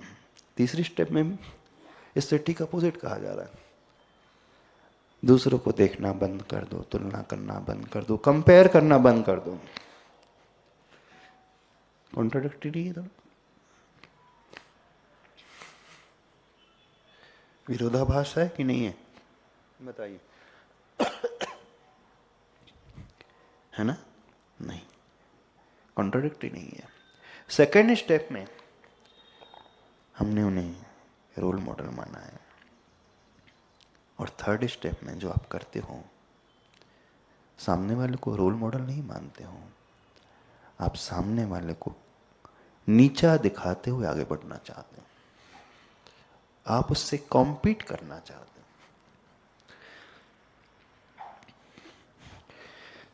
कल हमने बात कही थी कंपेयर नहीं करना चाहिए। एक व्यक्ति हमारे पास आता है, बोले महाराज जी हम दूसरों को नहीं देखेंगे तो हम आगे कैसे बढ़ेंगे? जिंदगी में आगे बढ़ने के लिए दूसरों को देखना तो बहुत जरूरी होता है। बात तो सही है। यदि हम दूसरों को देख करके कुछ सोचेंगे नहीं तो हमें मोटिवेशन कैसे मिलेगा, प्रेरणा कैसे मिलेगी? हाँ, दूसरों को देखना है, लेकिन मोटिवेशन के लिए, प्रेरणा के लिए, इंस्पायर होने के लिए दूसरों को देखना है, लेकिन कॉम्पीट करने के लिए दूसरे को नहीं देखना। उससे हम कंपैरिजन करना जो बैठ जाते हैं, वो आगे बढ़ गया। अब मुझे उसको पीछे छोड़ करके आगे बढ़ना है, उससे आगे निकलना है। ईगो जो आपको दुखी क्यों कर रहा था? उसके पास मुझसे ज्यादा पैसा क्या वो है, ज्यादा फैसिलिटीज कैसे हैं, वो ज्यादा सुखी क्यों है? तो आप उसके सुख से, उसके परेशानी, उसके फैसिलिटीज से, उसके पैसों से नहीं दुखी हो रहे हैं। मेन व्यक्ति जो परेशान होता है, उसे देख करके वो स्वयं को हीन मानने लगता है। उसका जो परसेप्शन है वो हो जाता है, अपने ही परसेप्शन से परेशान होता है। वो उस मानसिकता से परेशान होता है, दूसरों को देख करके जो उसने अपने माइंड में सेल्फ इमेज बना करके रखी है कि मैं बहुत बड़ा हूं, मैं बहुत अच्छा हूं, उसे धक्का लगता है। तो वो अपने आप को हीन महसूस करने लगता है, इंफीरियर महसूस करने लगता है। इस कारण वो अपनी उस नेगेटिव मानसिकता से परेशान है, न कि दूसरों के पैसे को देख करके परेशान नहीं आता, मैं उससे पीछे क्यों हूं, इस मानसिकता से परेशान है। तो आप दूसरों को कंपेयर करने के लिए देखते हो तो बी अवेयर, सावधान, खतरनाक, खतरा है बहुत बड़ा। आपको कंपैरिजन नहीं करना है, आपको सिर्फ उससे इंस्पिरेशन लेना है। जो कैपेबल है, अच्छा है, उसकी संगति में रहना है, लेकिन मोटिवेशन हमें मिले हुए, एक प्रोत्साहन हमें मिले, एक प्रेरणा हमें मिले। तीसरी स्टेप क्या है? कंपैरिजन नहीं करना है। समझ में आ रहा है? नहीं समझ में आ रहा? इसके बाद और भी है।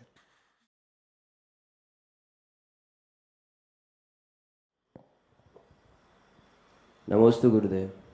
गुरुदेव, जैसा कि आपने बताया कि हमें गुणों को देखना है दूसरों के, जो हमसे ज़्यादा गुण हैं। हाँ, तो जैसे अगर हमसे ज़्यादा गुण हैं वो देखना तो ठीक है, हम कैसे वो कि हमसे कम गुण वाले पे, इसमें हमें ईगो नहीं आ जाएगा हमारे अंदर कि हमसे कम गुण है इस फलाने आदमी का? अच्छा, जिसके अंदर कंपैशन की भावना होती है ना, करुणा की भावना होती है ना, वो दुखी को देखकर, गरीब को देखकर, पीड़ित को देख करके ईगो से नहीं भरता है, बल्कि ये सोचता है, हे प्रभु इसके भी दुख दूर हो, बहुत गरीब है, लाचार है, अनाथ है, मेरे पास सब कुछ है, इसके पास कुछ नहीं है। कैसे कर्म का उदय है, कैसा इसका दुर्भाग्य है, इसको भी कुछ अच्छा मिल जाए। बहुत अच्छा प्रश्न किया आपने। करुणावान व्यक्ति ईगोइस्टिक कभी नहीं होता। कंपैशन से जो भरा हुआ व्यक्ति है ना, वो दूसरे के दुख को, पीड़ा को अपनी मानता है और यह सोचता है मैं कुछ अपने प्रयास से इसके कष्ट को दूर कर सकूं, ना कि वो अहंकारी होकर के हंसता है उस पर। हाँ, जिसके भीतर करुणा नहीं होगी, कंपेशन नहीं होगा, उसे छोड़ देगा ऐसे ही और हंसेगा। लेकिन जहां करुणा होगी उसका लक्षण है, उसकी पहचान है ना? क्या पहचान है? देख दूसरों के, कौन सी भाव उसके ना, करुणा स्रोत हृदय में बहन, पर की पीड़ा जब हम अपनी पीड़ा मानने लगते हैं तो करुणा बहुत बढ़ती है। और जब करुणा बढ़ेगी तो हम उससे ईर्ष्या नहीं करेंगे, ईगो की पुष्टि नहीं होगी, बल्कि उसे हम देने की भावना करेंगे। धन्यवाद। नमस्ते।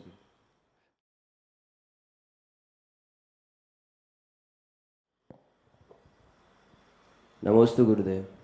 गुरुदेव, जैसा कि आपने बताया कि हमें गुणों को देखना है दूसरों के, जो हमसे ज़्यादा गुण हैं। हाँ, तो जैसे अगर हमसे ज़्यादा गुण हैं वो देखना तो ठीक है, हम कैसे वो कि हमसे कम गुण वाले पे, इसमें हमें ईगो नहीं आ जाएगा हमारे अंदर कि हमसे कम गुण है इस फलाने आदमी का? अच्छा, जिसके अंदर कंपैशन की भावना होती है ना, करुणा की भावना होती है ना, वो दुखी को देखकर, गरीब को देखकर, पीड़ित को देख करके ईगो से नहीं भरता है, बल्कि ये सोचता है, हे प्रभु इसके भी दुख दूर हो। बहुत गरीब है, लाचार है, अनाथ है, मेरे पास सब कुछ है, इसके पास कुछ नहीं है। कैसे कर्म का उदय है, कैसा इसका दुर्भाग्य है, इसको भी कुछ अच्छा मिल जाए। बहुत अच्छा प्रश्न किया आपने। करुणावान व्यक्ति ईगोइस्टिक कभी नहीं होता। कंपैशन से जो भरा हुआ व्यक्ति है ना, वो दूसरे के दुख को, पीड़ा को अपनी मानता है और यह सोचता है मैं कुछ अपने प्रयास से इसके कष्ट को दूर कर सकूं, ना कि वो अहंकारी होकर के हंसता है उस पर। हाँ, जिसके भीतर करुणा नहीं होगी, कंपैशन नहीं होगा, उसे छोड़ देगा ऐसे ही और हंसेगा। लेकिन जहां करुणा होगी उसका लक्षण है, उसकी पहचान है ना? क्या पहचान है? देख दूसरों के, कौन सी भाव उसके ना, करुणा स्रोत हृदय में बहन, पर की पीड़ा जब हम अपनी पीड़ा मानने लगते हैं तो करुणा बहुत बढ़ती है। और जब करुणा बढ़ेगी तो हम उससे ईर्ष्या नहीं करेंगे, ईगो की पुष्टि नहीं होगी, बल्कि उसे हम देने की भावना करेंगे। धन्यवाद। नमस्ते।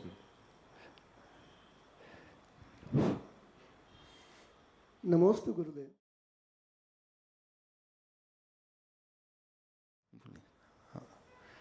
नमस्ते महाराज जी।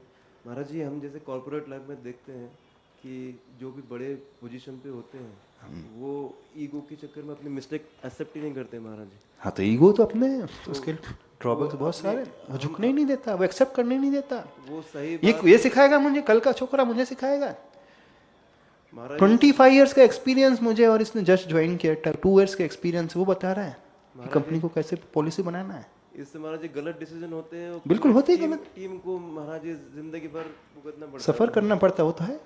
तो यदि हम अपने साथ साथ दूसरों को आगे बढ़ाना चाहते हैं, वो आपने क्वेश्चन किया कि तुरंत कुछ कहता है तो स्टिमुलेशन मिलता है, तो उस महाराज जी समय हम ऐसे कंट्रोल नहीं कर पाते हैं, तो उसकी भी उपाय है, अपन उसके बारे में कल चर्चा करेंगे कैसे उसको हम महाराज जीते। जी ऐसे सिचुएशन में हम लोग क्या करें, क्योंकि होता क्या है कि हम अगर बताते हैं तो हाँ। उनको लगता है कि सामने वाला विरोध कर रहा है, तो हमारा सपोर्ट में नहीं है। उसका सबसे अच्छा सॉल्यूशन है, आप ना बताओ, उनके सामने ऐसे रखो। यदि ऐसा रखा जाए आपके हिसाब से तो क्या रिजल्ट होगा, क्रेडिट उन्हें दो, क्रेडिट स्वयं नहीं लो, हम नहीं कह रहे। आपके हिसाब से यदि ऐसा रखा जाए, यानी करना है ऐसा नहीं, आप बताइए ये एक रास्ता है कि आपको ठीक लगता है, जब उसको लगेगा कि कोई क्रेडिट नहीं ले रहा है, मुझे समझा नहीं रहा है, तो एक्सेप्ट कर लेगा सामने वाला। मैं नहीं कर रहा हूँ, ये तो आपको डिसाइड करना है अच्छा है कि नहीं। होता है यदि हम कुछ बदलना चाहते हैं, सीधे हम कहते हैं तुम्हें ये करना है, ऐसा करना चाहिए आपको। नहीं, ना करना है ना करना चाहिए, सजेशन दे करके छोड़ देना चाहिए। इतश्चिंतामणिर्दिव्य इतः पिन्याकखे खंडकम ध्यानेन चेदुबे लब्बे क्वाद्रियंताम विवेकिना। आचार्य पूज्यपाद स्वामी जी कहते हैं एक तरफ ध्यान से चिंतामणि रत्न की प्राप्ति होती है, एक तरफ घास फूस की प्राप्ति होती है। जो विवेकी है वो कहाँ आदर करेगा, उससे कहा, वो कह नहीं रहे कि आप ध्यान करो। यदि आप विवेकवान हो तो डिसीजन ले लो, आपको चिंतामणि रत्न चाहिए कि घास फूस चाहिए।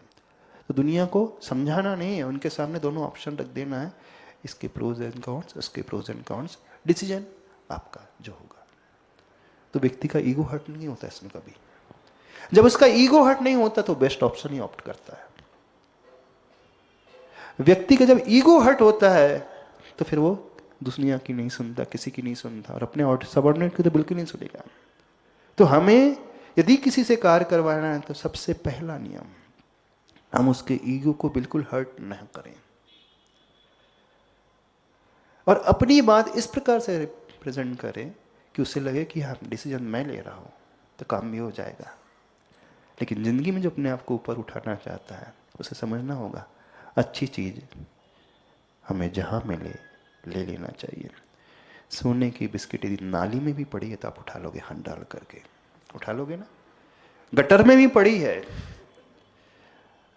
तो बिल्कुल व्यक्ति उठा लेगा, ये भी नहीं देखेगा अरे कहाँ है, हाथ गंदे हो जाएंगे, पूरा मल है, गंदगी है, बोले बाद में धो लेंगे, अभी तो उठा लो। उठा लेता है कि नहीं?